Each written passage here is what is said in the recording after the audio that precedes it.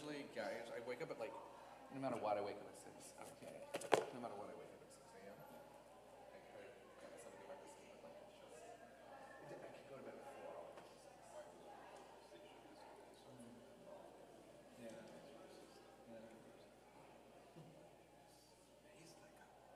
I didn't know what that was like. Yeah, that's great. Yeah. So if you want, we have a quarter list. If you want to, walk out or whatever works. Sure. Maybe I can have it with me, just have the option. I think I'll use this because I want to have this. And, Great. Great. All right.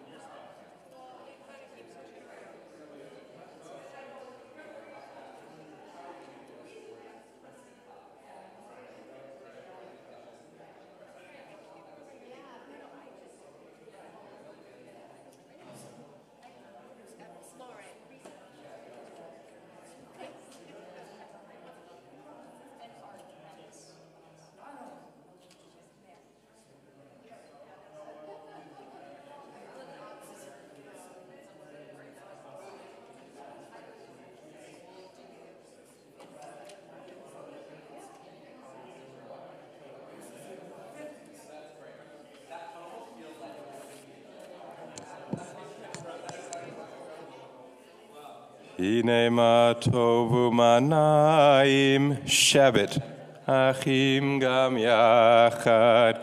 Hine ma tovu manaim shevet achim gam yachad. It's really great to sit together. If I can encourage anyone in the Isaac Foyer or Eleanor Fisher who wants to come in, we're going to begin in a just momentarily now. So while I did not introduce people formally before, and while we did make a little handout, I am so grateful to share a little bit about Nico with you. Southern California native, entering his fifth and final year at Ziegler School. He holds a BA in music from University of California at Berkeley. We heard about the Berkeley element. Worked in television production, including with Jim Carrey. I understand you had the funniest sermons in Ziegler because of that? No, maybe not. As you heard, he spent a lot of time in Israel in different ways.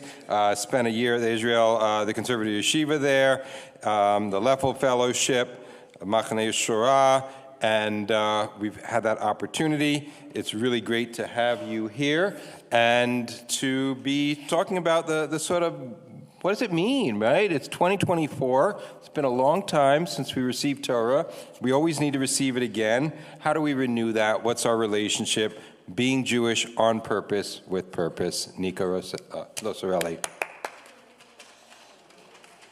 Hi, thank you so much for that warm introduction.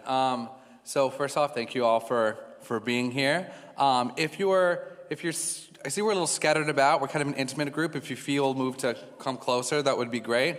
If not, at least be sitting next to someone, because we're going to have an activity where we're going to pair up and answer some questions together. So you're going to need to be near someone or a group of people or what have you. So let me just. How about I do this? I'm going to do this rabbi move where we put our watch as close as possible to where we can see it so we don't run over. All right, so this class today is called Being Jewish on Purpose, with Purpose, Renewing Our Relationship to Torah. And the questions we're sort of examining are, what does it mean to restart, reevaluate, and rededicate ourselves in our relationship to Torah, ourselves, and the world around us? So thank you for joining us for, as this says, this thoughtful exploration. First, I want to start with Shavuot. What is Shavuot? What do we do? We study Torah all night. We eat dairy all night. Many even decorate their synagogues with plants. It was really cute earlier during the family program. Some of the kids were making paper flowers and started to put them around the bima in the main sanctuary. It was very lovely. And we read the book of Ruth, right? Megillat Ruth. Ruth is probably the most famous convert to Judaism. And convert, of course, is kind of a fraught word for many. I know, speaking personally, as someone to whom this term would be applied, it's really not my favorite. Some opt for Jew by choice, which others have sort of asked, well, does that mean that if someone's a Jew by choice, that I'm a Jew against my will? Which I think it's always funny, Which, yeah, some say, should I hear yes. Some say Jew who converted to Judaism, which I like, because it can be difficult to sort of always be seen as a convert and not quite always as a Jew. But the term that I like most is just Jew, right? I am a Jew. This is a room of Jews. We're Jews. However, I was recently introduced to this term during a conversation with my rabbinic mentor, Rabbi Cantor Hilary Chorney, who it's a very long title, so in emails it's always RCHC. It's much easier. Where she introduced me to this idea of being Jewish on purpose, which I was like, that's brilliant. Because whether we're born Jewish or we become the Jew we always were, there's something that we sort of share, is that we need to be Jewish on purpose, to bring purpose to our Jewish lives. And that's an ongoing effort, One day you're like, it sounds a little bit weird, but I'm not feeling like I want to do too many Jewy things today. Maybe I just want to stay home and watch a marathon of West Wing or Law and Order or whatever. I don't know. Or maybe I'm just really going to go to shul today. I'm going to go to morning minyan. I'm going to go to mincha. I'm going to go to arvi. I'm going to do everything, whatever. But it's an ongoing process. So I want us to sort of begin to unpack that together a bit.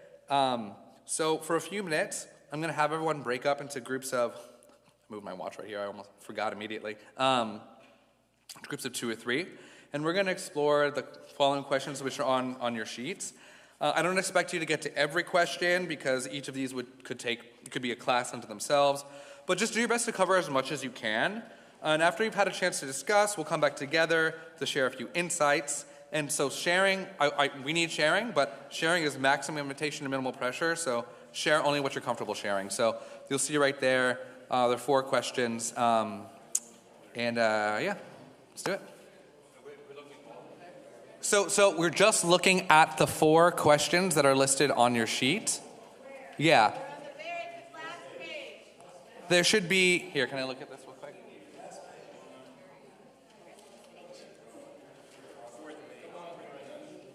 Page 4. Great. All right. Thanks for catching that. Initially, they're at the beginning and the end, spoiler. So go to the end of the source sheet, and those are the questions, which we will come back to at the end as well. So the 4 questions. The first one says, Jewish on purpose. How does this term strike you? What does it mean to you? And we'll give you about 5 to 7 minutes on this.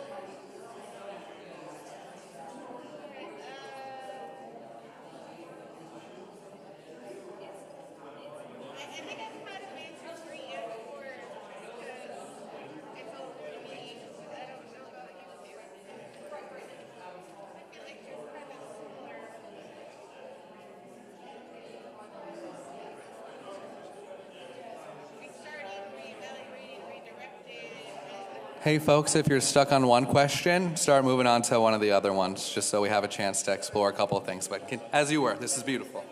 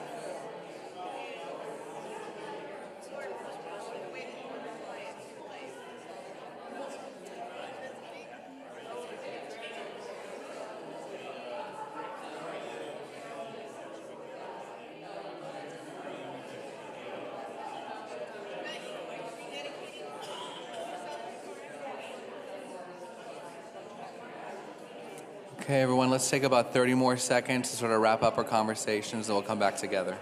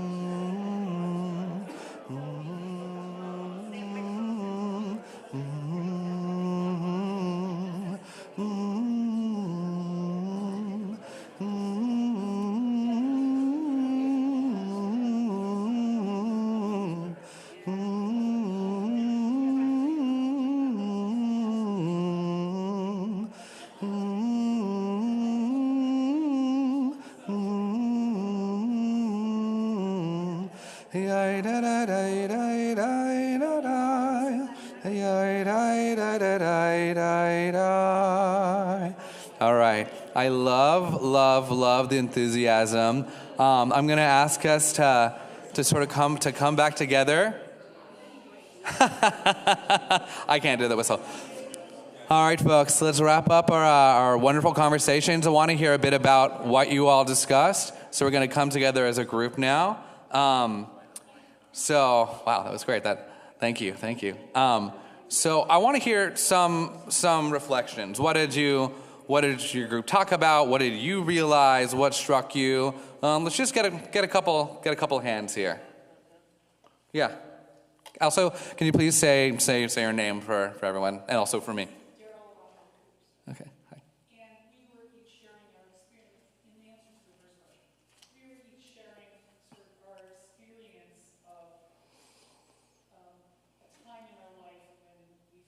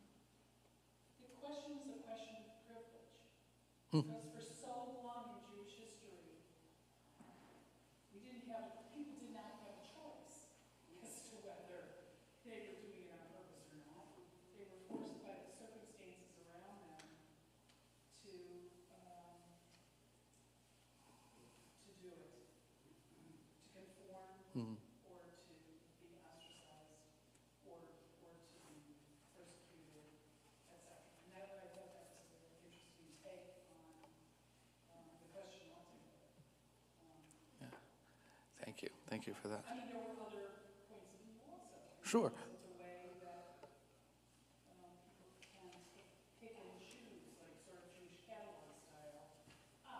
This sounds interesting to me. I'm going to learn about it. I'm going to learn about it and try this for see if it fits. So there were different perspectives, but I think that's particularly interesting. Awesome. Thank you. Thank you. Anybody else? Yeah. And I'm just going to bring the mic over because there are people at home probably on the live stream, and we want them to be able to participate. I mean, I know for Well, me. first, Like, can you tell us your name? I'm Josh. Hi, Josh. I'm kind of like I'm a college student right now, so I come back and forth a lot. But for me, the word Jewish on purpose, honestly, is kind of scary for me as a college student because it's very hard to be like Jewish on. It's almost like a label you don't want in college. I know I was saying like we had an encampment on my campus, and that was like I feel like I don't want to be like that guy, because that's like I get being Jewish and existing as a Jew, but saying like you are Jewish to me almost felt like scary and like you're putting a label on yourself, and you just don't want that because people are going to look at you differently, and it's just hard right now, it seems, with like college and Judaism and all that stuff. But I don't know, that's my experience. Definitely. Yeah, thank you for sharing that. That's a really important perspective right now. Who else? Who else? Don't be shy. I know there are a lot of wonderful conversations happening.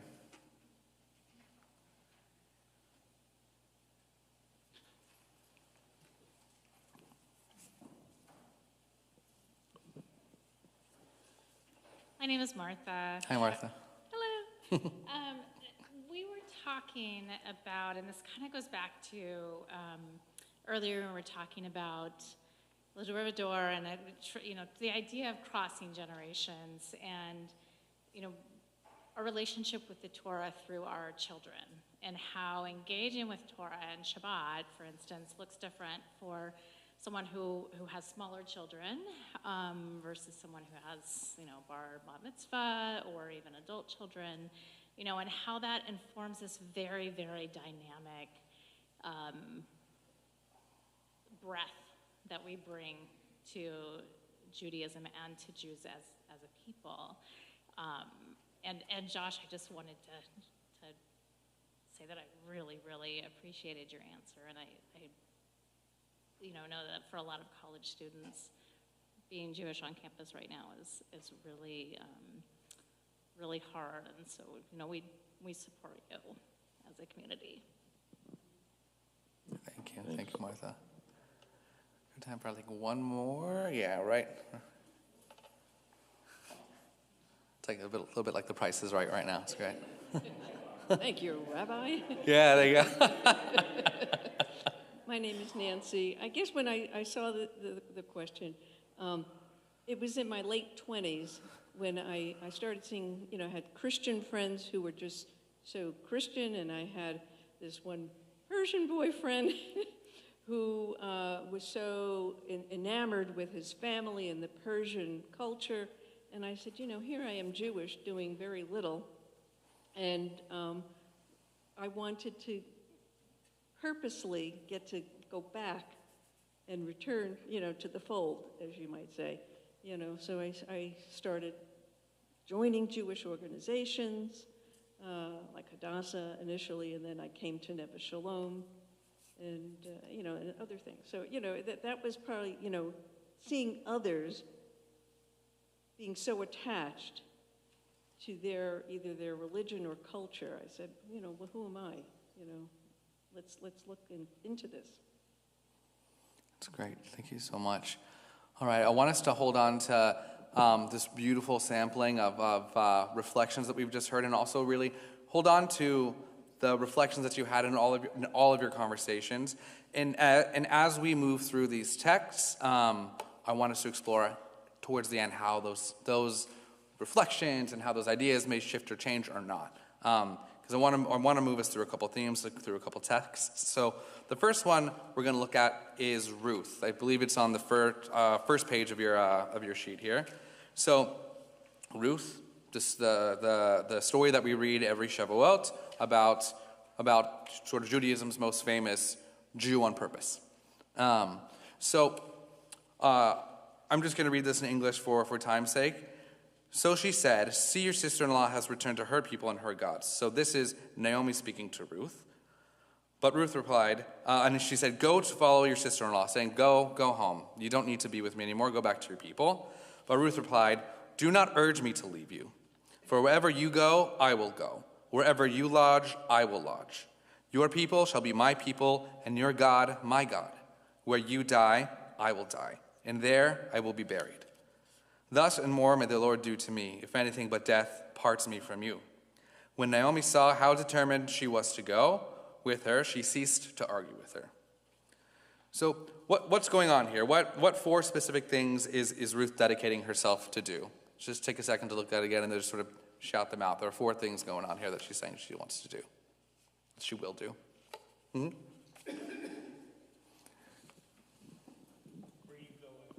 She has a real relationship with her mother-in-law, and she wants to keep that relationship. It's very, very important to her. But it's, to me, it's not saying that she really believes in our religion. It's just a way of keeping close to her mother-in-law. And I don't know if somebody can shed some light on that. If they have consent or not with that? Is that what you said? Oh, okay. I see. Okay, great. I'm going to hold on to that. I wanted to hear some. Okay, yes. You first or closer. Again, please say our names. R.A. Douglas, and where you go, I will go. Great, thank you. Where you go, I will go. I'm Steve, and there's a small contextual piece that's missing from kind of the beginning of the story with Ruth, which is, as I understand it, her husband dies. Right. And so Ruth is sort of faced with a question, what am I going to do? And so these four statements, these four questions that she says are among the things that she's kind of wrestling with, well, I could go somewhere else. I could be somewhere else. I could do a lot of things in my life. What am I going to do? And these are the questions she's trying to answer here. Great, thank you. What other things is she saying here? Your God is my God. What else? I'll be buried with you. Great. Where you live, I will live. Not only will I live with you, I'll die with you. Your God will be my God. I love you. Don't tell me to go away. There's so much going on here, and there's a lot at stake. Thank you for bringing the contextual piece into this. It also calls into question, did she have a choice, right? And also thank you for calling into the room relationship, sort of the love for her mother-in-law. That is also a very important element. And thank you for calling out everything else that was said in this text. I'm curious. What sort of things is Ruth having to restart or reevaluate or even rededicate here? This is sort of our theme of the night. So restart, reevaluate, rededicate. This is going to be very question heavy, and I'll move us along, but I just want to mentally prepare us for interaction. So, yeah. Her entire life. Her entire life. Great. Can you say more about that? Yeah. She'll have a new God. She will. Her mother-in-law's God. She will have a new place to live. Even her burial plans have to be remade. Right. She has to go down to the local cemetery and say, "Yeah, I'm one of your part of the people now, so let me be buried here." Great. And then over here. How different is her quote-unquote conversion different from somebody converting just for the sake of marriage? Oh, that's an interesting question. Well, I want to push back on the word just, only because I think any rabbi worth their salt would not necessarily... It would be it's important to most rabbis to make sure that someone is converting to Judaism because they want to, not just because it's a matter of convenience. But it is an important question. Did the circumstances, if I can just reframe it, did the circumstances force her to do this? I think this is also what you were driving at, Steve. Great question. But I also have to think about how certain circumstances in our life compel us to do things, not necessarily coerce us to do things, but compel us to move in a different direction. You know, it could be that someone has a partner who is Jewish and they love them, and they say, you know what, I think I want to learn a bit more about this Judaism thing because I love my partner. And it turns out, wow, I actually really love this Judaism thing. If Ruth didn't love Judaism, at least if she didn't love Judaism, she probably wouldn't have made all these sacrifices, right? Yeah. Yeah,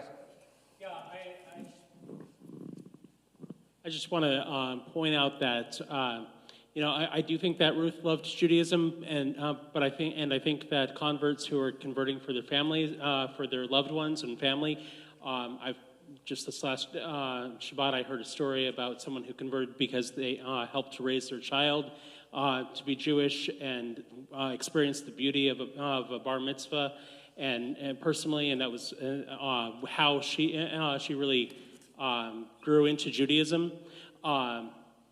I think that these are all aspects of saying, this is my people. Mm-hmm. And so when we're converting for, when people are converting for loved ones, that is saying, this loved one is my people and their people are my people. Mm-hmm.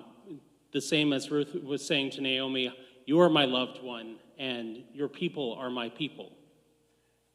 The conversion is pragmatic instrumentalism. It's not a fundamental belief in the religion to which one's converted. That's my point. Okay, maybe, I mean, I think that's one point of view, and I wanna definitely make space for that, but I don't know if that would be, that's not the only take, but I do want to make space for that. So I kind of want to go back to something you said about her changing her entire life, right? There's a complete shift. She's really choosing to be Jewish, or remain Jewish maybe, right? Because she's choosing to do this on purpose, with purpose, saying like, I'm going to do, not only am I going to stay with you, I'm going to commit to doing all these things, which means I'm going to change my entire life. And I think that Ruth's story in many ways is so many of our stories, whether we were born Jewish or whether we became Jewish or became the Jew we always were, or whatever terminology is meaningful to us. The fact of the matter is it requires a total life restructuring, right? It requires new types of commitments, new examinations of each sort of like sector of our lives and asking, how does our Jewishness fit into this? How do I fit into this and how do I no longer fit into that? Or how do I interact with my friends or my family, say, who are maybe not taking on the same observances as I am, and what does that mean? It takes a whole total life restructuring. So we're going to do a lot of like holding on to ideas, and my goal is to sort of string them all together.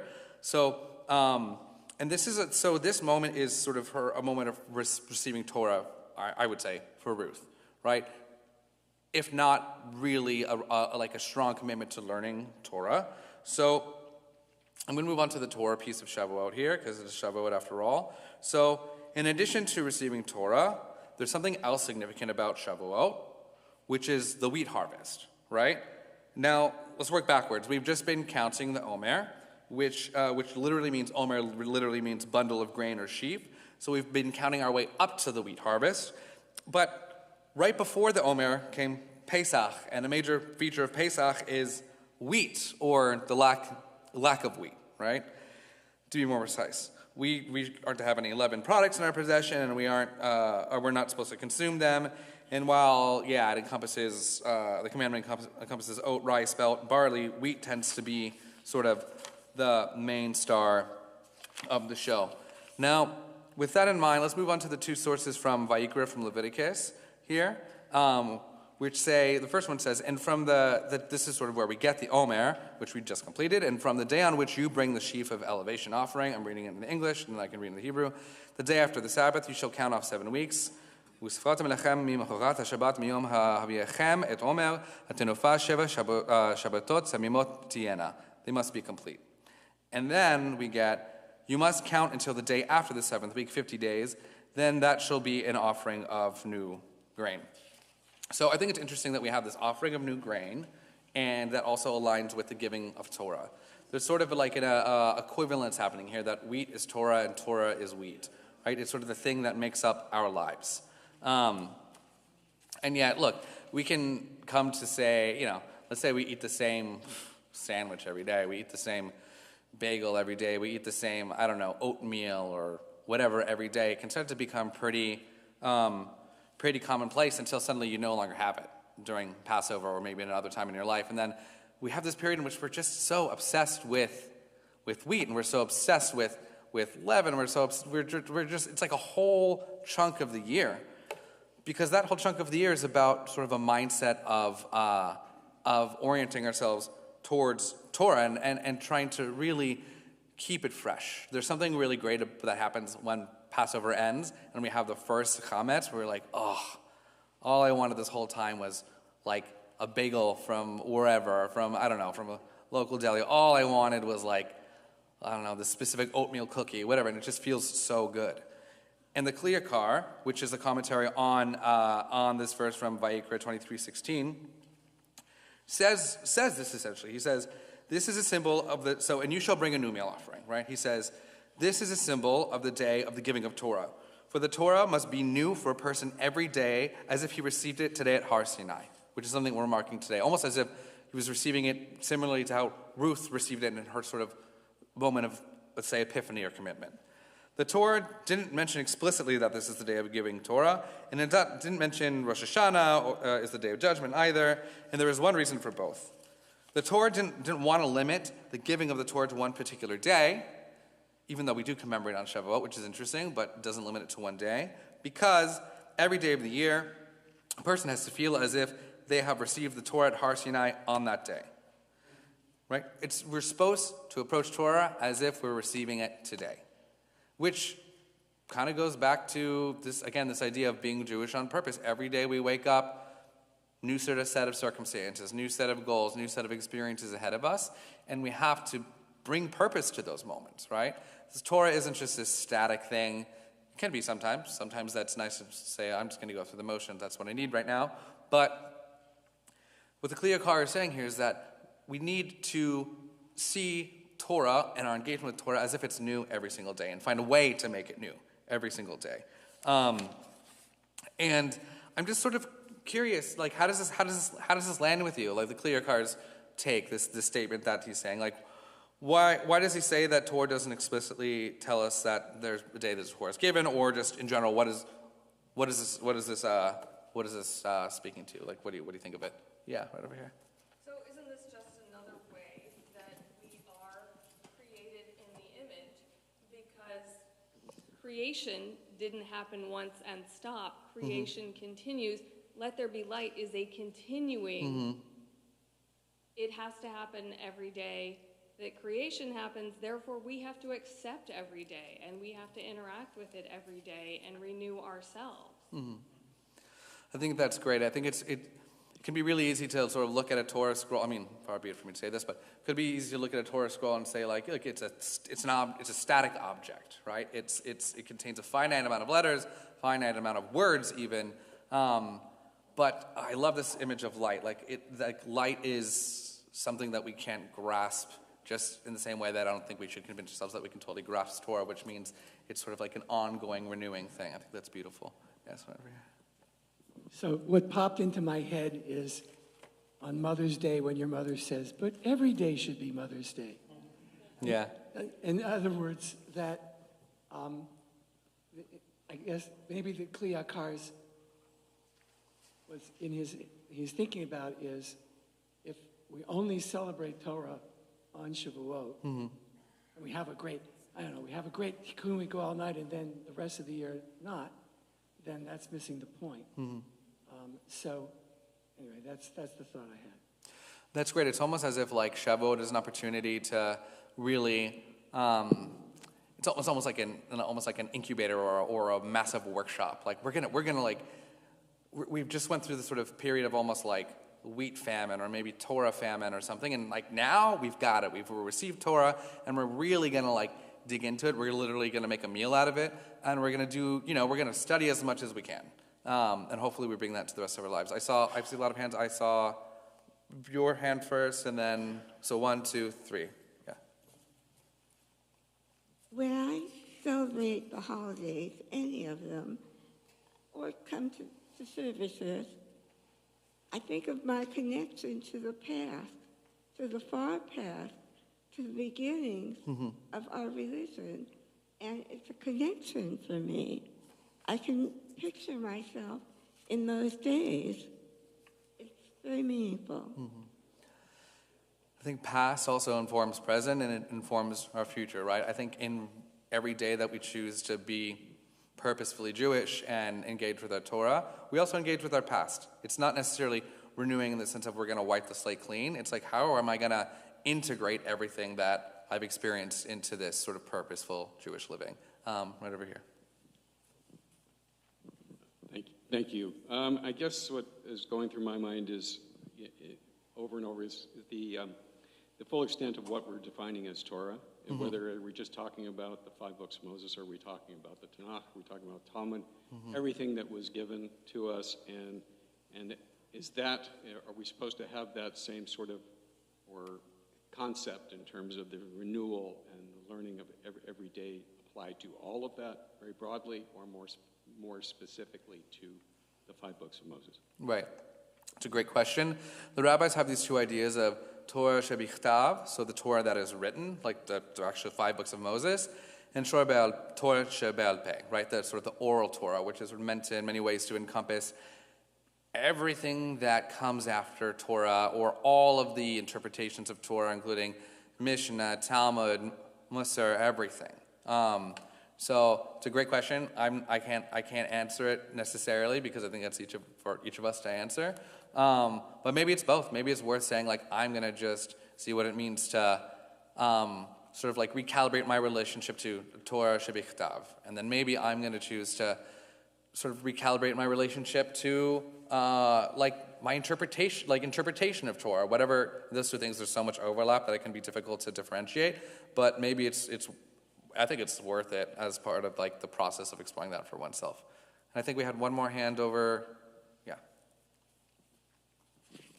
This may or may not be right in terms of where we're going with this. When I took a Melton course, and I was... I'm sorry, can you say that one more time? When I took Melton Adult Education, and we would talk about a segment of Torah, where I was talking with somebody who knew biblical Hebrew versus myself who doesn't, was that every time you read something, there was a subtlety to what words mean, which, depending on how you picked the word out, changed to some extent the meaning of that segment, opened up a new understanding, at least potentially for me, for it. So if that's the case for other people, that means you're renewing, or you're seeing the Torah in a different way, literally every time you study it.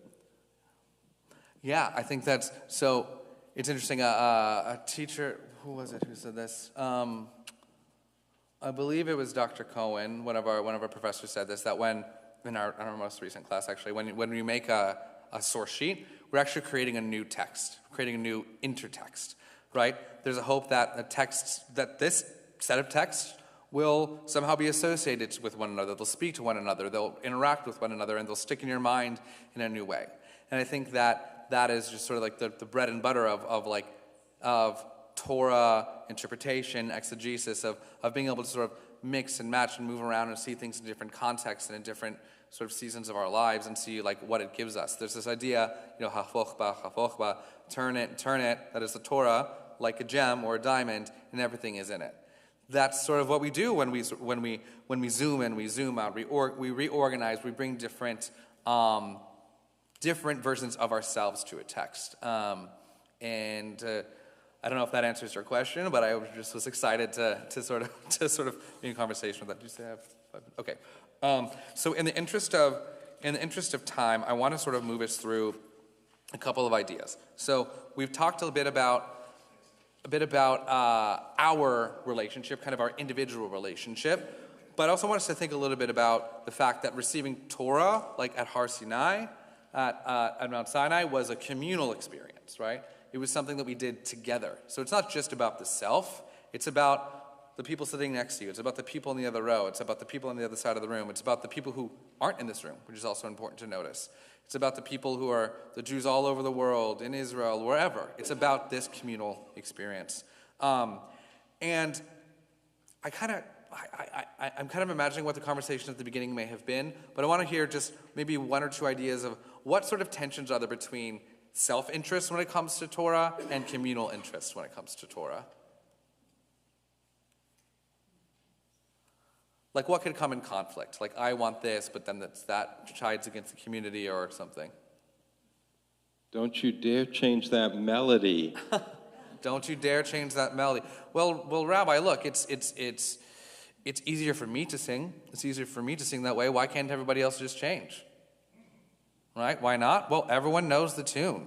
Maybe you just need to learn what the community is doing, and maybe slowly you can introduce some new pieces, and then they'll learn it the way that you want them to learn it. Yeah? That's a great example. Yeah. Andrew. I'm Andrew. Someone creating their own midrash can be accused of heresy. Can you say that one more time? I'm sorry. Someone creating their own midrash, their own interpretation, could be accused of heresy. Accused of heresy. Okay. Or women writing a Torah. Okay. And how would that be a conflict between an individual and the community? Because, well, for me, when I make my own midrash in my fiction, it's very personal and it's a connection for me and Hashem, and it incorporates all levels of my soul. And so if that were to, and it is challenging the envelope, so it then it interacts with the community who may or may not, some in the community could want to be challenged to be and wrestle with that, and others could want to close it down. Right, that's a great yeah. So conflicts of individual interpretation, how that impacts the community, and what that might mean for the community's interpretation as far as like maybe what's normative within the community, and also does normative mean right or good or correct? Yeah? Great, I think these are really wonderful examples. I'm going to give anybody one last chance if they want to jump in, but if not, okay, great, yeah. Hold on, David. Thank you for getting your steps in for us. Appreciate it. Much of what we confess on Yom Kippur especially is all plural. But we may feel that if we haven't committed those sins, we don't need to ask forgiveness for them. And so there is, I think, for most of us, an inherent tension, at the very least a tension, between whether we're asking for forgiveness for ourselves and our own sins, or whether, and for hopefully none of us have committed all of those sins on the list,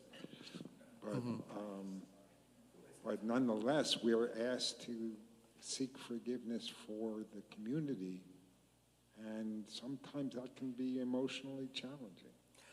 I think that's great. Thank you. I wish I could remember who said this to me, but I think we were in Shul on Yom Kippur, and someone said, like, they were next to me, and they're like, I haven't done half of these things. Why am I saying this? Maybe this guy did. I didn't do it. But, there's kind of like a level of like thinking, well, actually, maybe somebody did do some of this stuff around us, and they're in our community, right? Do I have a problem with that? Can I have a conversation with them? Have I done something like that? Have I been in that position? What kind of compassion can that create between us? Or what kind of divides can that create between us?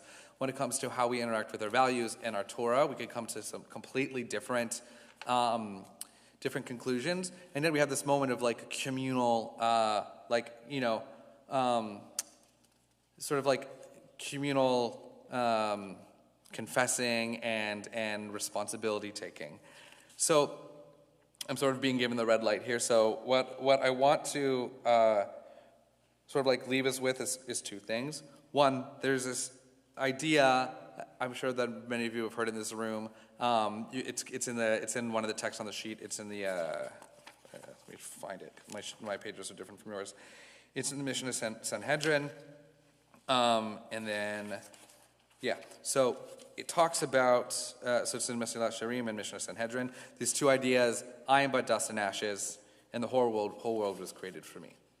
These two things are totally in tension, right? There's this idea that was taught to me by my friend, rabbi, and mentor. I feel like that's so many people I know. Friend, rabbi, and mentor, Rabbi David Kasher, That, there's this Hasidic idea that you have one note that says, I am but dust and ashes in your pocket, and then you have the whole world was created for me on another note in the other pocket. And whatever moment you need to pull out whatever note, you do that, and you allow it to be a moment of self-reflection. I think in the process of sort of renewing and reevaluating and sort of recommitting to our Torah every moment of every day, it can easily become a process of just self, right? That doesn't mean that being selfish is a bad thing necessarily. Sometimes it's important to be selfish, but it's not just about the self. It's about the people around us, and it's about how we engage with the people around us and the world around us. So I want to leave us with that idea, and I really wanted to wrap up with the final questions, but I'm gonna let you take those final questions home with you, and maybe after Chag, you can go through some of these questions and think about this class and see how some of your answers may have changed, or maybe just use them as a jumping off point for the Shavuot, for maybe some like Shavuot journaling, or maybe just questions to come back to. Of course, I think as with any rabbinical student, this source sheet was a little bit more ambitious than we had time for, but I'm really, really grateful to have learned with you, learned from you, and thank you for being curious and willing to sort of be experimental and really share your thoughts. So thank you so much, and Chag Sameach. Yasher koach, yasher koach. So do people need a 5-minute break for water or restroom, or you want to just jump right into the next? Okay, 5 minutes.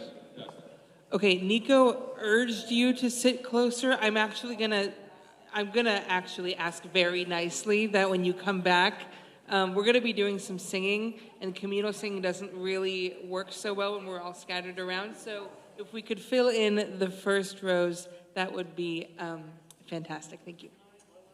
Thank you, Bree.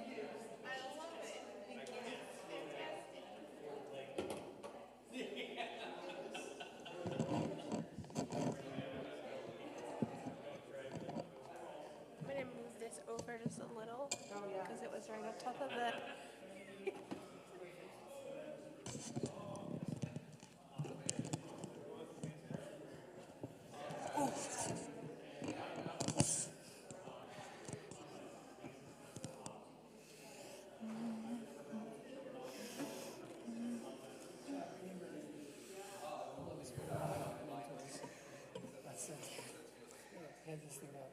Why does nobody want to sit in the front row? This is because the rabbi stole the sermon and made Dvar Sheker 2 o'clock. So funny. Are the people listening to me?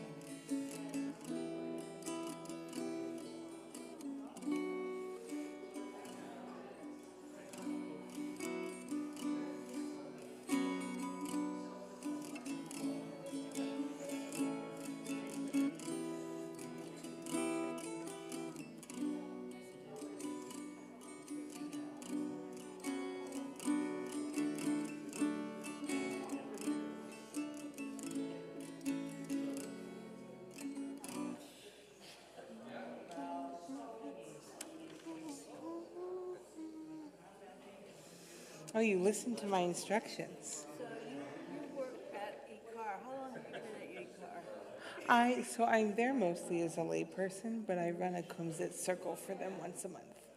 But how long have you been there as a layperson? 3 years. My son was teaching Hebrew school there for a while. Oh, awesome. That's awesome. It's been a while. I don't know if it's probably more than 3 years.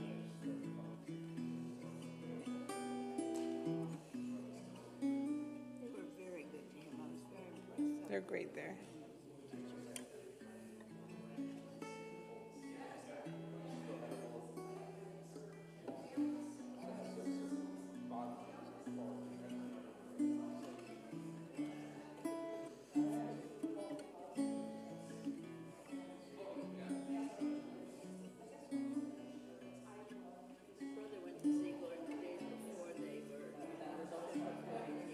Really? My dad went to Ziegler like 25 years ago. So, Micah Kaplan? I don't know if you know. Micah. Pasadena.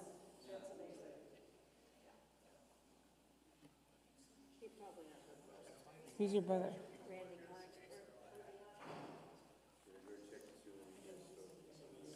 Everybody knows my niece and daughter. Mm-hmm.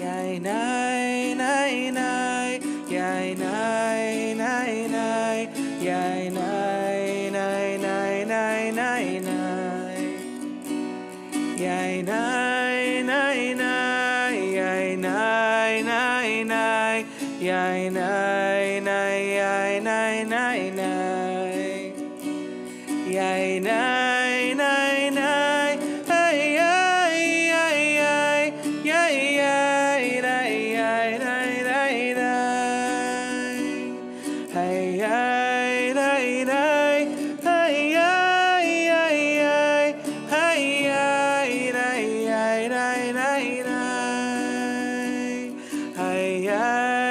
ay ay, ay ay ay ay, ay ay ay ay ay ay ay. Yai dai dai dai, yai dai dai dai, yai dai dai dai dai dai dai,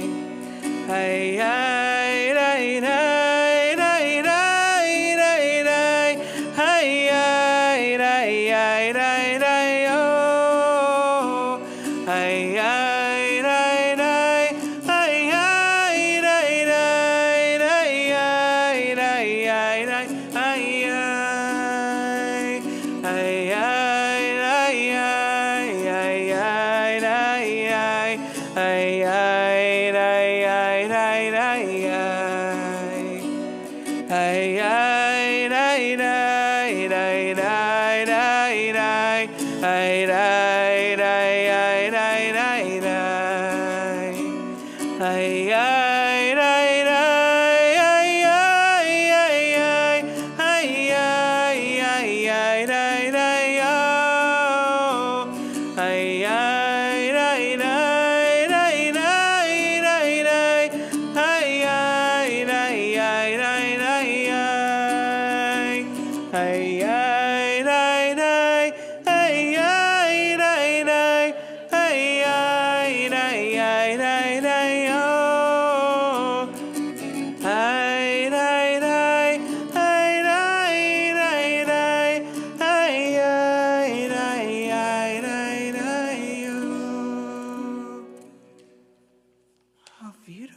everybody. That was so nice. I wanted to start with the melody. I think it's very grounding, and the material that we're going to be talking about is a little bit heavy. So I wanted to give us a moment to ground ourselves. So with that, let's actually ground ourselves and make sure our feet are on the floor and do one big breath. Ready? Okay, Chag Sameach. Thanks for sticking around. This is actually way more people than I was anticipating, so this is really great. Okay, so we're going to be talking. So Shavuot, yay, Torah, fun time on the mountain, but it got really messy before that. I'm sure we're all aware that there was like a lot of crazy things that happened at the foot of Mount Sinai before we actually received the Torah. So we're going to talk about it, but we're going to look at it through a lens of trauma and recovery, and also touch on generational trauma a little bit, because that actually fits in particularly well with the story of the golden calf. But we're going to start actually at a place that is not the story of the golden calf. We're going to start, this is when the spies have gone to scout the land, and they come back, and most of them tell Moses and Aaron that, like, this is a no-go, and except for Yoshua and Caleb, we know the story. We're not going to recap that whole story. But there's a few verses from Bamidbar that I wanted us to look at. I would ask somebody to read it, but for the sake of the people watching, and have you gotten all your steps yet? You're good, yeah? You want to sit? It's okay. I'm going to read it for all of us. I will use my best storytelling voice, and then you'll see where we go from there. Okay. All the Israelites railed against Moses and Aaron. If only we had died in the land of Egypt, the whole community shouted at them, or if only we might die in this wilderness. Why is God taking us to that land to fall by the sword? Our wives and children will be carried off. It would be better for us to go back to Egypt. And they said to one another, let us head back to Egypt. What is happening here? Right? We've just become, we've been free for a little while, but not in the grand scheme of things, considering we were slaves for 400 years. But they're asking to go back to Egypt. Does anybody find that peculiar, or like have some inkling as to why the people would want to go back to being enslaved? To me, it is very odd. Change is hard. Change is hard. Whoa. Okay, hold on. Yeah. I was going to say, like a sense of familiarity and comfort in something, even though it was painful, it was familiar. Great. Anybody else have any? Survival. Their expectation is they would be going up against people who would slaughter them. Sorry, I just want to say a little bit more than just change is hard. Grief does not begin with death. Grief begins in change. And so if you're sitting with someone, my father, blessed memory, died in January. And I could not stop crying, and I could not figure out why I could not stop crying while I was in the hospital with him while he was dying. And I talked with a friend of mine who's a therapist and was told grief doesn't start when people die. Grief starts at change. Mm-hmm. So they were in grief. Yeah. Anybody else? Okay. Last call to talk about Bamidbar, chapter 14. Okay, amazing. So we're going to go into the story of the golden calf. Similarly to Nico, I'm going to ask us to look at it in Chevruta or Trivruta or however you want. The bottom text on the first page. We're going to look at Exodus chapter 32, verses 1 through 4. This is a text that either we know the story of the text or we've read this many times before. But I want to hear new insights. It doesn't need to be about trauma or recovery. We'll get there, I promise. But look at the text, take 5-ish minutes, and then we'll come back together and we'll chat. Okay, sound good? Amazing.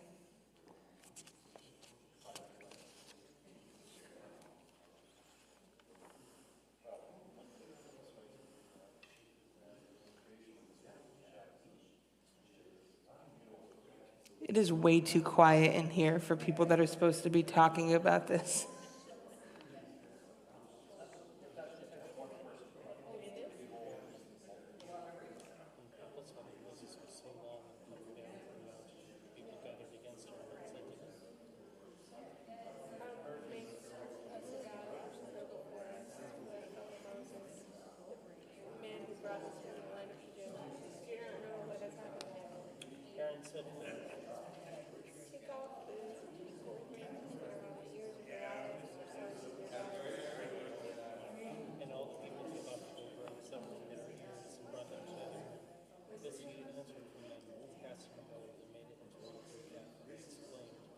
This is your God, O Israel, who brought you out of the land of Egypt.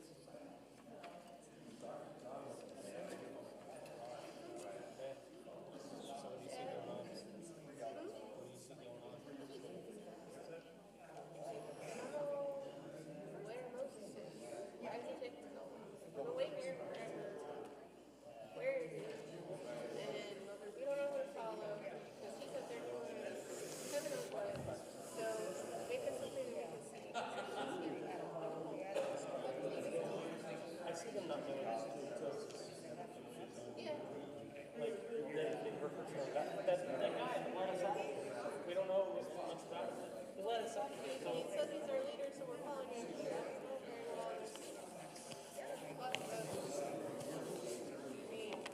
He's also taking stuff from the church, like take the rings, your wife, the children, bring them to me, and they melt them all together, so they all contributed to making this golden calf. They all contributed.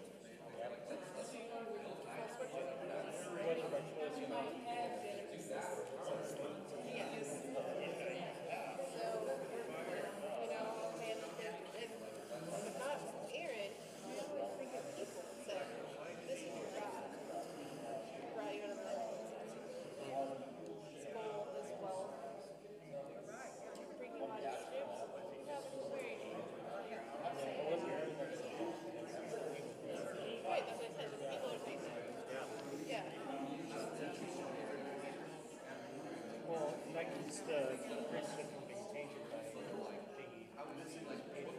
priesthood saying it would have been an entirely different thing.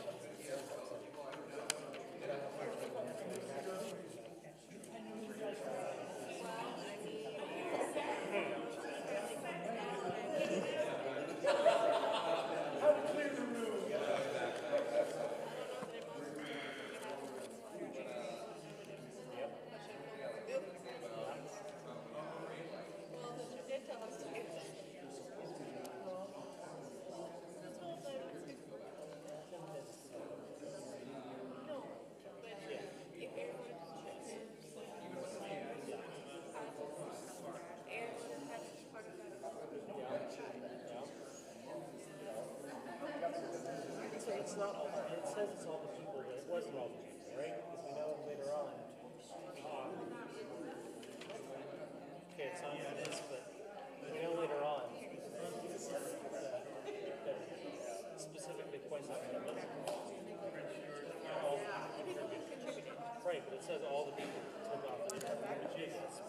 Okay, take another minute and a half maybe and start wrapping up these conversations.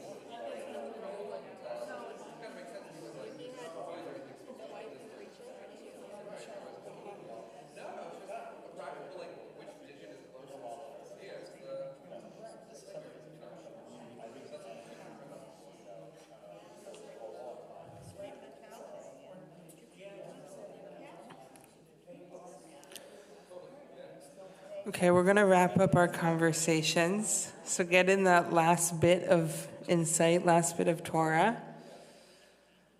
I'm going to ask Rabbi Kosak to be our runner again. I heard a lot of good conversations, and so I'm expecting a lot of people to share.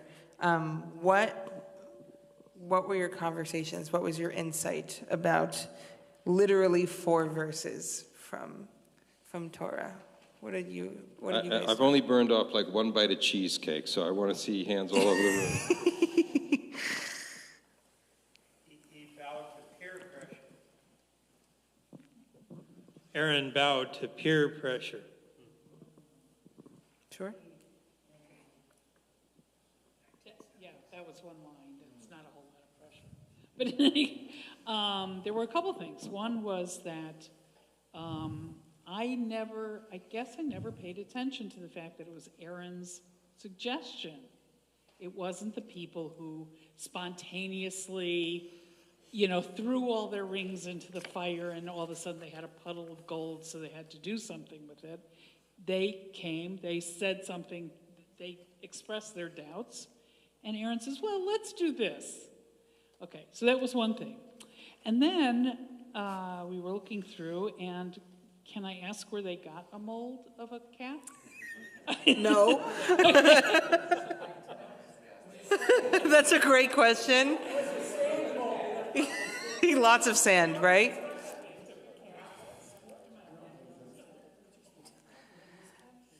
Every place I've left as a slave, I've always made sure I had a calf mold.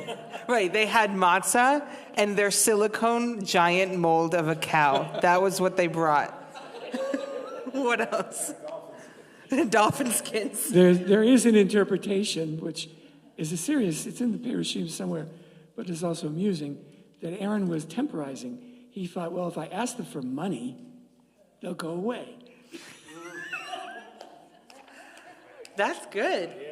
That's really good. No, that really is somewhere in the. Oh, I should have bought you that one. I'm so sorry.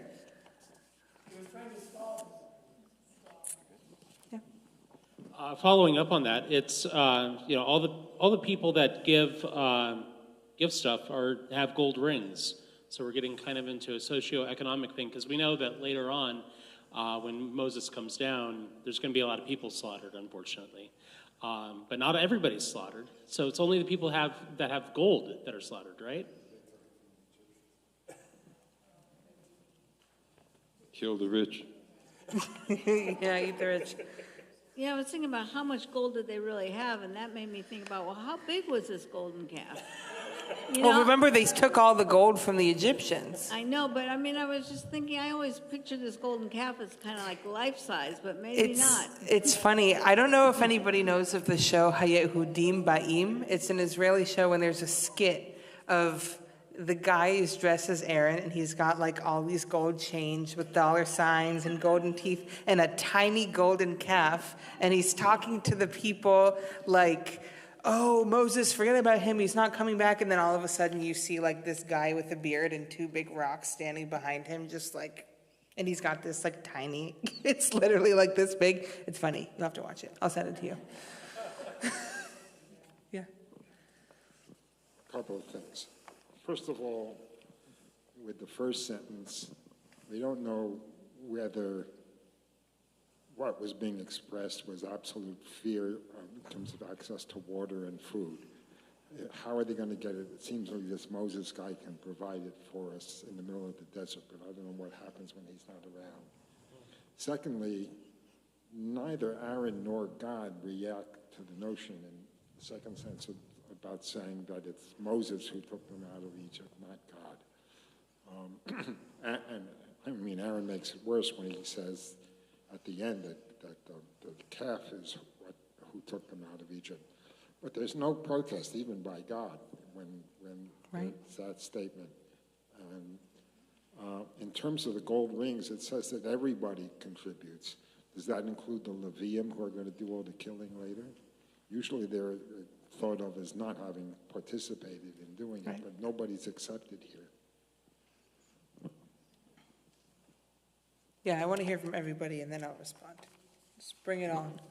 Okay, hi, I'm Sabra. So we were talking about the fact, can you hear me? The fact that Aaron said to them, to the people, take off your gold rings that are on the ears of your wives, sons, etc. But Aaron is having them do this with other people. What about them?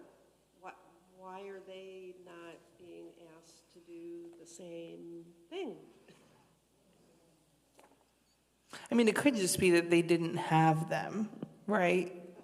I mean, maybe the assumption is that either they're not wearing them or it's like your rings, and also don't forget to take the things off of your family members. It could be either or.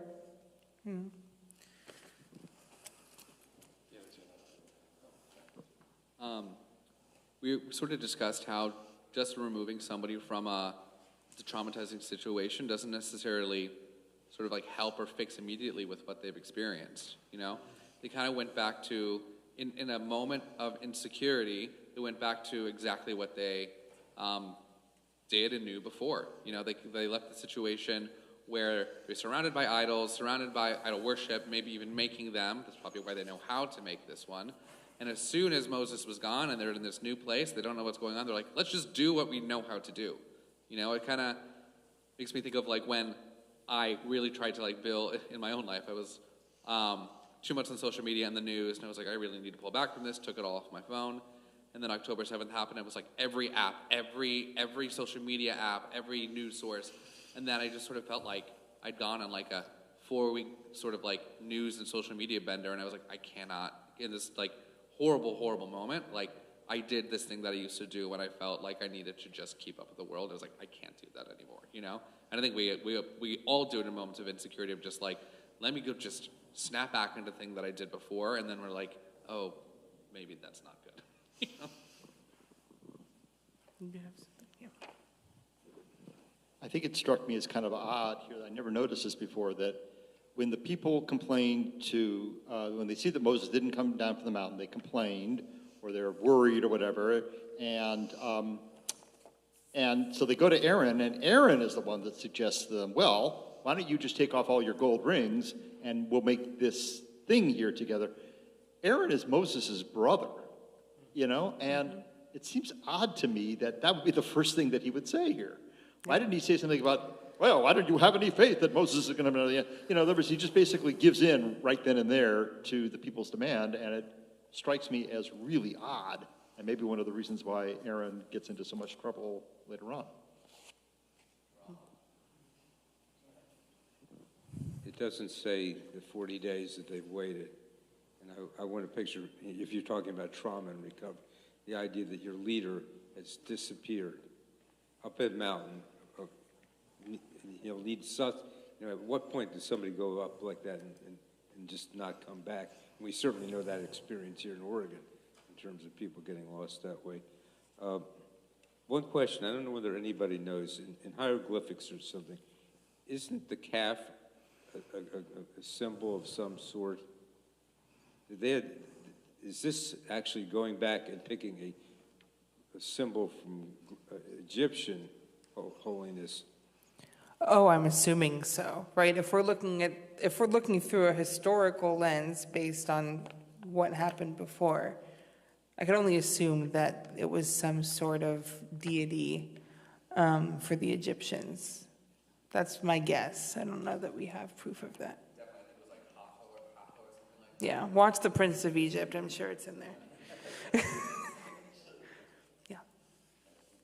I think the thing that kind of surprises me is that they refer to Moses as just that fellow, Moses, who took us out of the land, and there's no reference to the miracles, the great things that happened, and so it feels like Moses' status is kind of decreased. He's just that guy.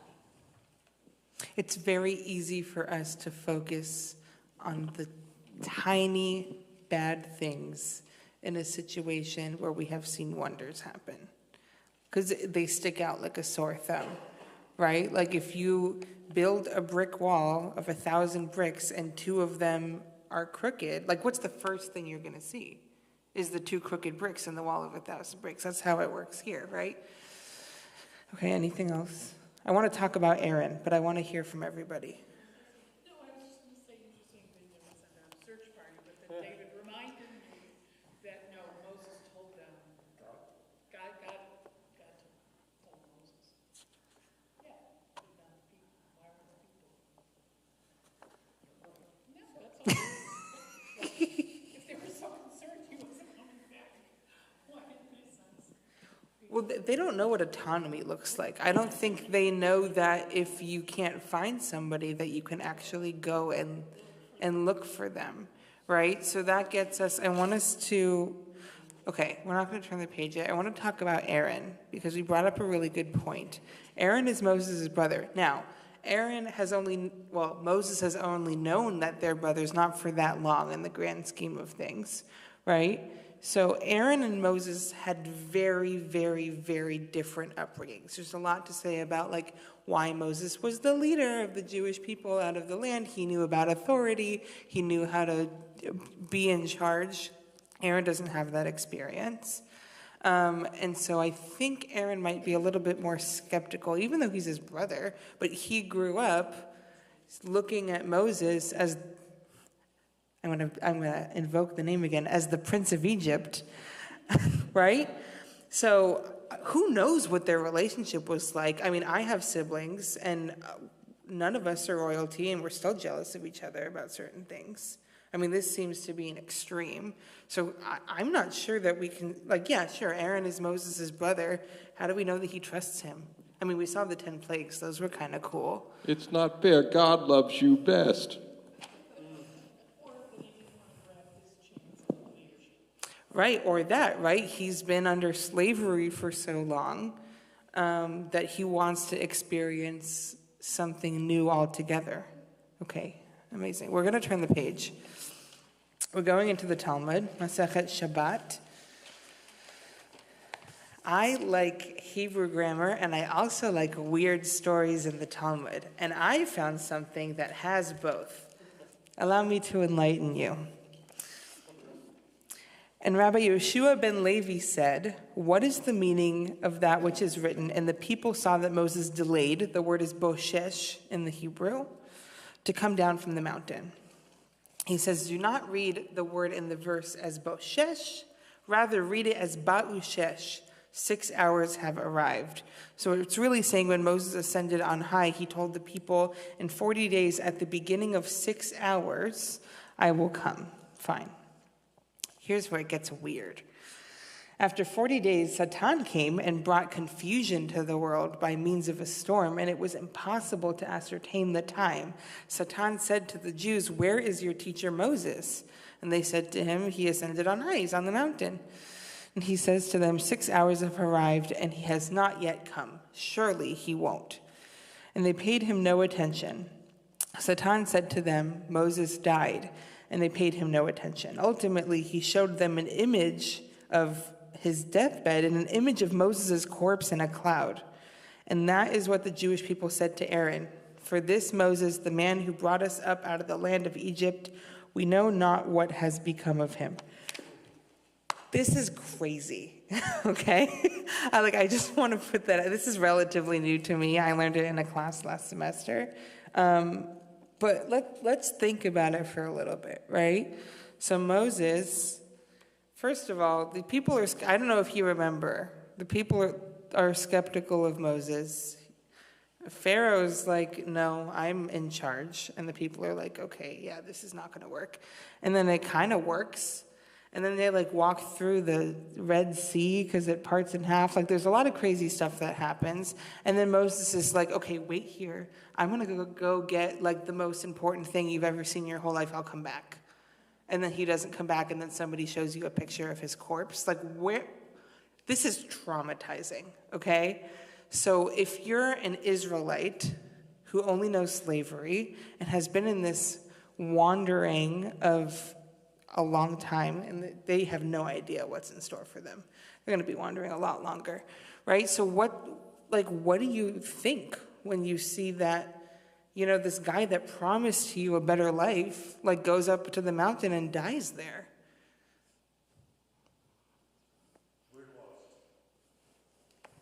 And then what do you do?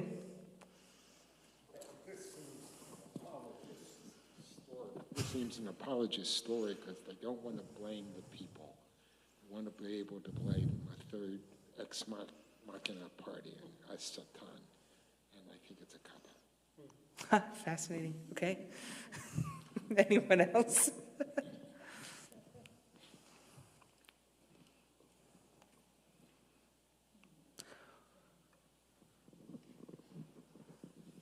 So if I'm understanding this correctly, I'm just trying to work it out, that Moses said, I'm going to be gone for 40 days, but basically at 6 o'clock in the morning, I'm going to be back. And then Satan is at 40 days, there's only 6 hours left. He says, where's Moses? No, he brought confusion to the world by means of a storm. Right. So we have no idea what time it is, but sure, yeah. Yeah. Oh, that's interesting. Okay.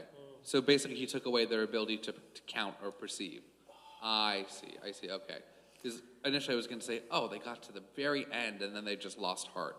But really it was they just lost the faculty to be able to tell what was going on. It could have been 6 hours, or it could have not, who knows? So maybe then it's sort of a belief or faith question. Even if we can't tell, Moses said this, maybe we should wait, but instead they didn't wait. Yeah. Okay. So just to help.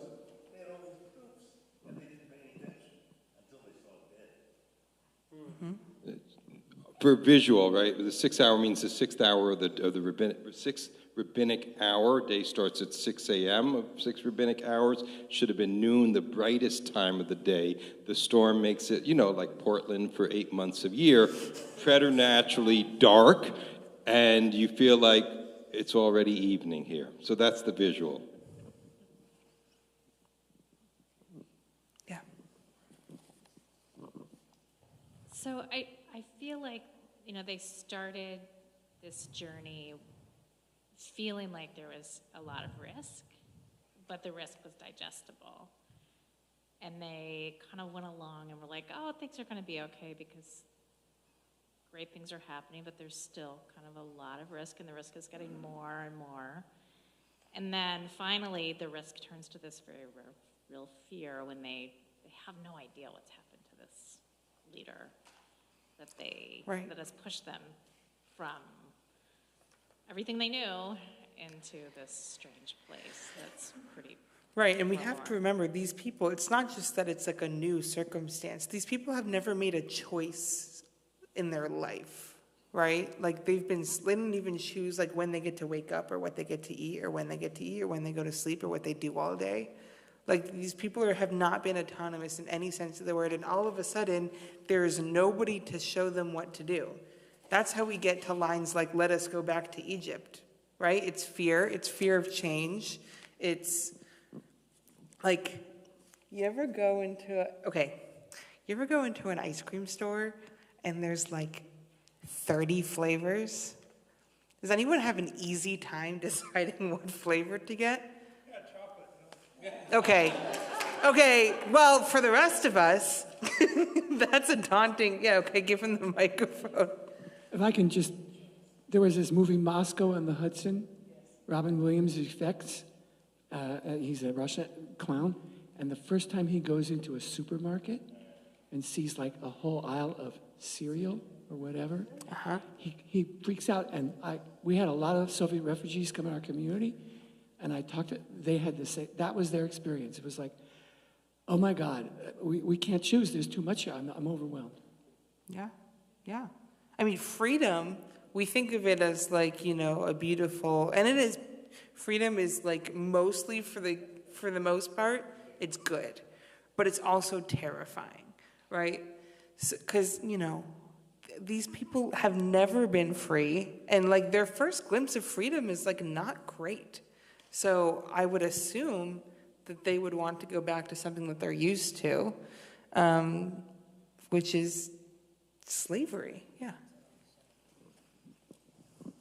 Kind of like when you're in college and the first time your professor doesn't show up and you don't know how long you have to wait for him. Right, the 15-minute rule. Yeah, but you don't know that the first time. Yeah, yeah. That's friggin' hilarious. Cantor shivers. Okay, I just want to say we may be doing an injustice to what kind of slavery they were experiencing. I mean, if you look at Torah, it describes how we had slavery. There is a certain amount of freedom that people would have had. And I'm now reading about New Testament, and the stories are that the people in the New Testament who wrote things didn't write it down. They had a slave write it for them. Because the slaves actually knew how to spell and do things like that. So I don't know what an Egyptian slave was. In fact, part of what I understand is Egyptians didn't have slaves, but we won't go there. I think what we know for the most part is that at some point a new pharaoh came to power and the work got way harder. That's like kind of what we're going off of here. So I assume it was hard.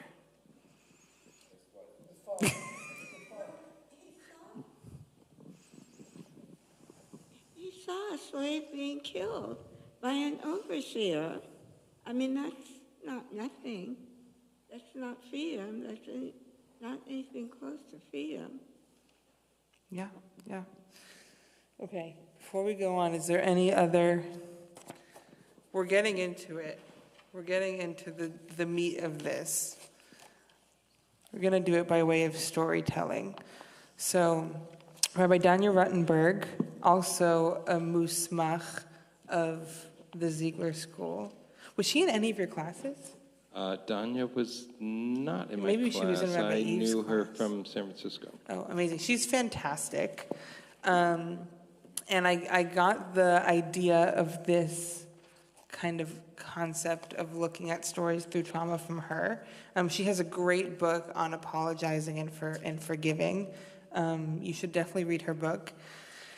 I wanted to bring excerpts of her commentary on the golden calf, and then I realized that it actually only makes sense if I bring you the whole thing.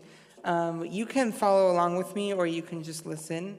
I will tell it in a way that is engaging. And then we will talk a little bit about it and wrap up and sing a nigun together, and then we will go to sleep. Amazing. Okay. Let's start back in Egypt. The Israelites were in Egypt for 400 plus years, enslaved for part of the time, at least a couple of generations. Infant Moses was part of Pharaoh's genocidal scheme, which he started only after his oppression with hard labor, didn't stop the Israelites from flourishing as much as they could under the circumstances. The Israelites, who only ever knew enslavement, are present for the terror of the 10 plagues, the breathlessness of that preparation to flee, and the Red Sea parting. It's a lot. Then, after 7 weeks of liminality in the desert, we get to Mount Sinai in Revelation, which is also a lot.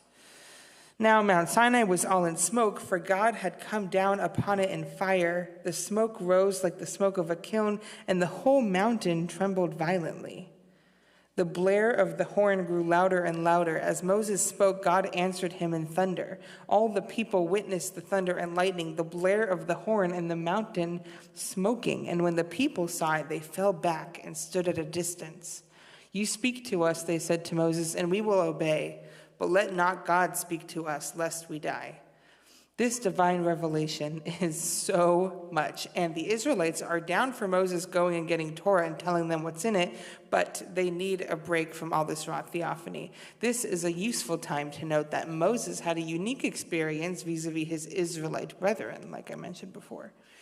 He was raised in Pharaoh's palace. Remember, by the time he was an adult, he knew he was an Israelite, but he didn't grow up with the same experiences of oppression and trauma. There's a lot to unpack in what it means to have a leader for liberation who isn't carrying the same trauma as you. There may be some epigenetic impact, we don't know, but his lived experiences were so different from everyone else's. So Moses, the guy who told them that getting out of Egypt was possible, who got them out of Egypt, who arranged with God for all the stuff to happen in the desert these last 7 weeks, that guy, he goes all the way up to Mount Sinai, leaves everyone down there at the base waiting. And so now the Israelites have been taken out of Egypt, had a profound but terrifying experience, and then their leader bounces and they're supposed to just chill. And it's 1 week, another week, still no Moses, waiting. People want authority to show up and provide protection, direction, and order, and how real adaptive leadership is about helping people face loss to see and accept that now won't be like then. There is a difference between technical and adaptive challenges. Technical fixes are ones where the solution can be known. You maybe need to call in the right expert, but there's clarity to be had about what to do. Adaptive challenges are ones that put us into entirely new terrain.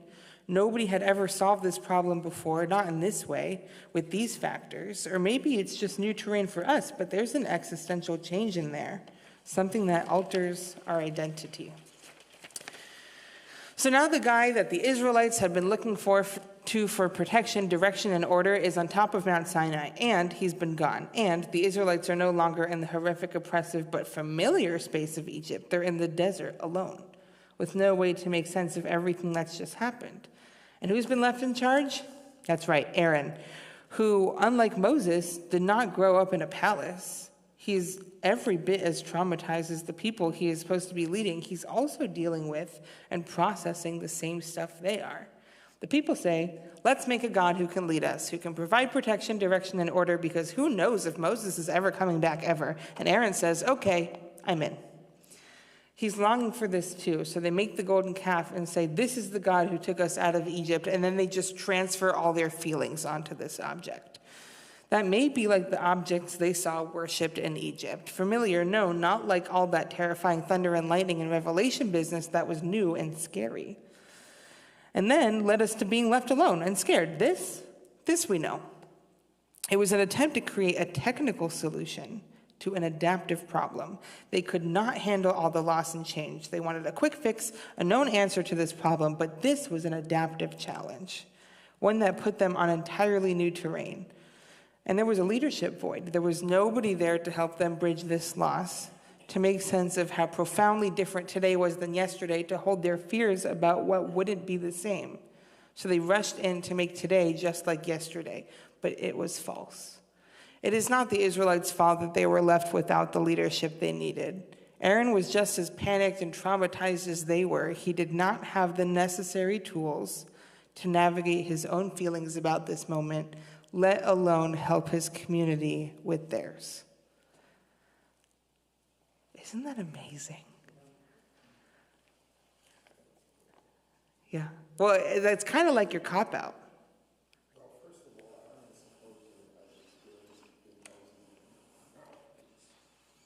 Yeah, but that's just being the side piece. So he was there negotiating with Pharaoh.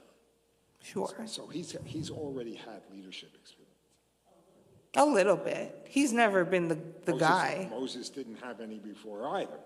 Yeah, sure. Well, we don't know that Moses was a Prince of Egypt general or whatever. We just know he grew up in that household. We don't know if he was a spoiled brat. We really don't know.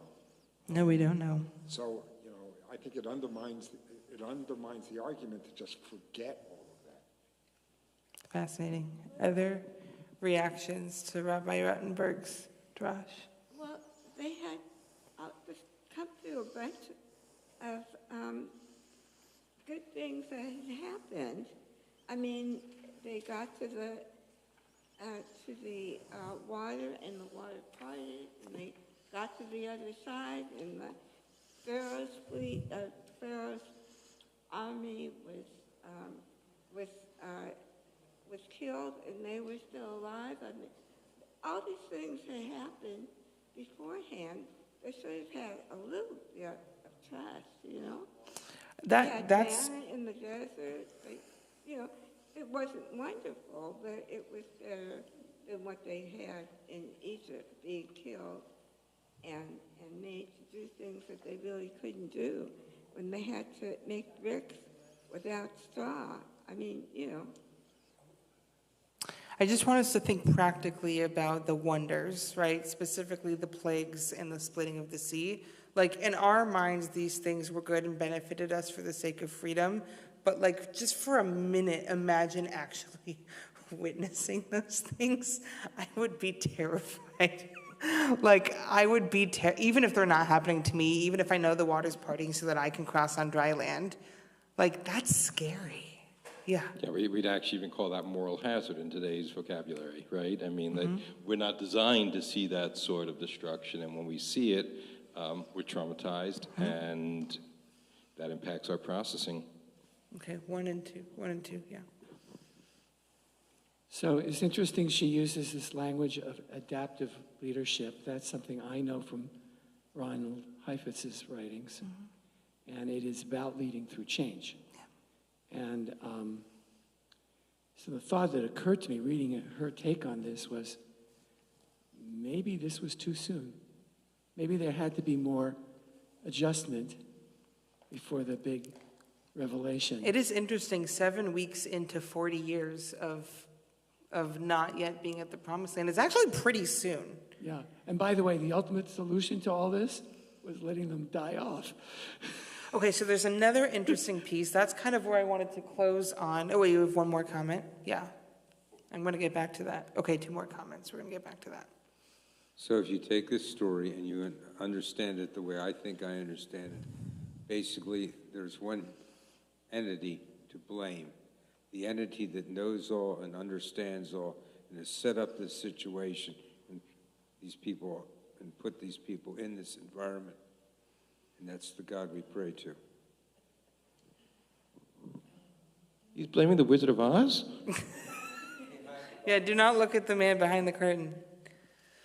So in Saul Alinsky's book on organizing, he talks about how experts should be brought into marginalized and hurting communities to do the organizing for the people and lead them. This seems to support that argument, even though organizing today has really pushed against Alinsky's model. It's fascinating what leadership looks like, what we think leadership should look like.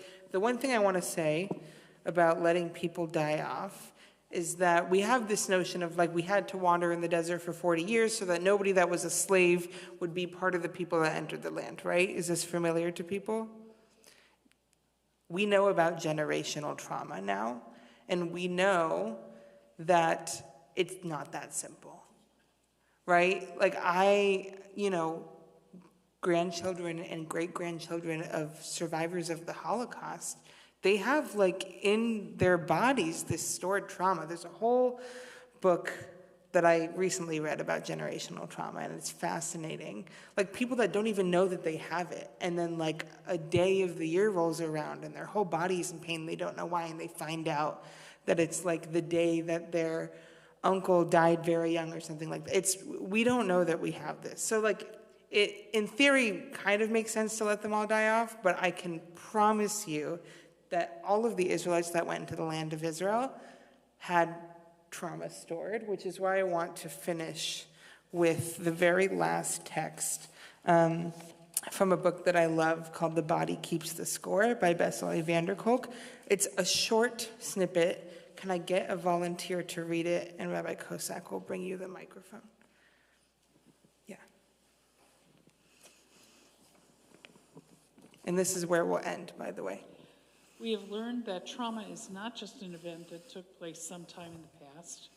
It is also the imprint left by that experience on mind, brain, and body. This imprint has ongoing consequences for how the human organism manages to survive in the present. Trauma results in a fundamental reorganization of the way mind and brain manage perceptions. It changes not only how we think and what we think about, but also our very capacity to think. That's what I'll leave you with. Thank you so much for learning with me.